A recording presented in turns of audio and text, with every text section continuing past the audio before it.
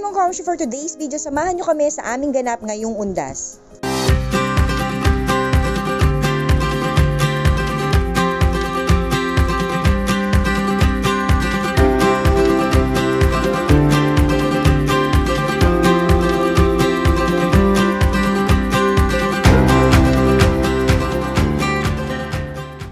At syempre, sisimulan natin sa ating babaunin. So, doon na kami magdi-dinner and ayan, naisip ko na sa dahon na lang ng saging namin ibalot para hindi na kami magdadala ng plato. At ang ulam na prepare ko ay itong chicken pastil. May separate video ko para dyan na napakadali lang naman pala siyang gawin.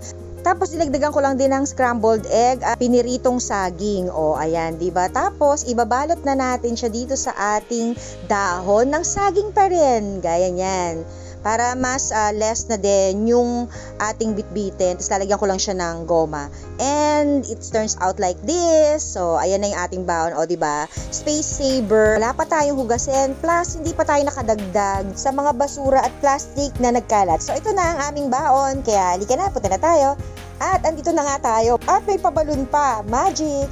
So, ito ang nadat na namin. Hindi kami nakapunta ng maaga kasi nga ang lakas ng ulan. As in, feeling nga namin hindi hinto at balak na nga rin namin sana na hindi na kami tumuloy pumunta. Balak namin bukas na lang kasi nga ang lakas talaga ng ulan. Pero nung mga bandang magsi 6 o'clock na, ayun, huminto naman na siya at gumanda na yung panahon. Syempre, may star na kaya hindi na uulan.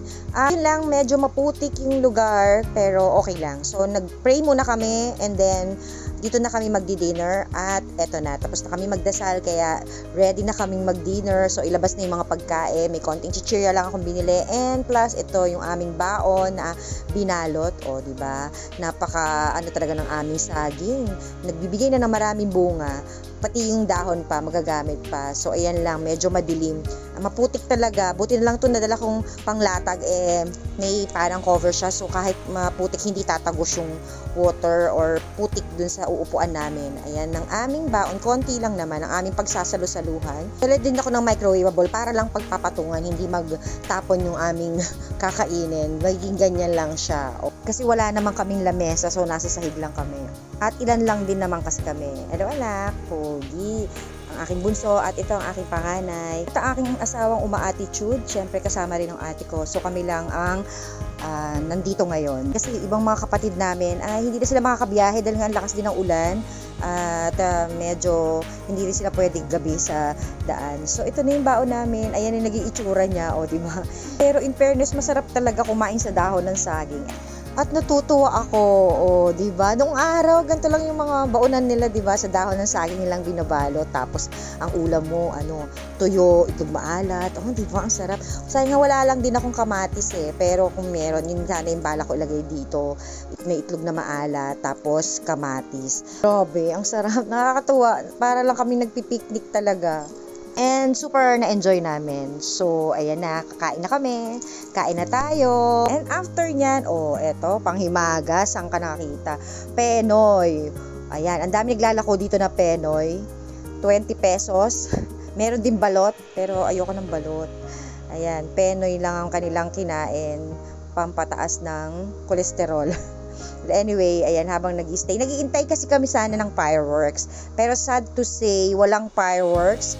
Kasi tapos na yung fireworks, hindi namin naabutan. So, ayan, akala namin 7 o'clock, yung pala earlier ang fireworks. Kaya, eto, and-enjoy na lang namin ang pagkain ng Penoy at medyo nagkakakulitan na lang sila. Hirap na hirap silang balatan kasi matigas yung shell.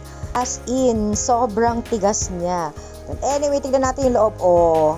Medyo maputla na yung itlog. Char. Pero masarap naman siya. Iba-iba lang kulay. Ito talaga madilaw. Ito yung masarap. Diba? Dilaw na dilaw pa siya. At habang kumakain ng Penoy, ayan, kwentuhan, tawanan. Nakakatawa tong Penoy na nakuha ng ate ko dahil halos puro puti yung nakuha niya. Well, anyway, kumpara last year, ayun, ngayon walang masyadong ganap. Pero nagpamisa sila, may mass sila nung umaga. Tapos ngayon, wala na rin masyado nagtitrick or treat. Dati kasi may nagtitrick or treat na naka-costume pa, as in naglalakad naka-costume. Dahil nga siguro late na rin kami, napagod na siguro yung mga naka-costume na naglalakad na nag-trick or treat or marami na silang kuha na treat. Hanap-hanap ako ng pwede kong ma-video, pero mukhang wala talaga. Kaya enjoy lang muna namin yung stay namin dito. Total nakapag-pray na kami. And siguro mga around 9 p.m. uuwi na din kami. So ngayon, punta lang ako, magsi-CR ako, sasama ko kayo. Maghahanap kami ng CR. Doon, banda kami pupunta, titingnan namin. Dahil yung CR malapit doon sa office ay sarado na. So meron na silang portalet. Ayoko ng portalet. Hindi ako makahinga doon. Para nakakulong. So anyway, mga ilang oras na lang naman kami mag-stay dito. At may nakita ako. Ayun, ang buwan.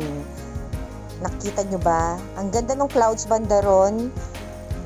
Ayun, hindi ko ma-close up masyado, pero nakakot na attention ko yung buwan na yan. Dahil paano pa lang siya, yung palaki, alam niyo yon, madilim tapos may buwan.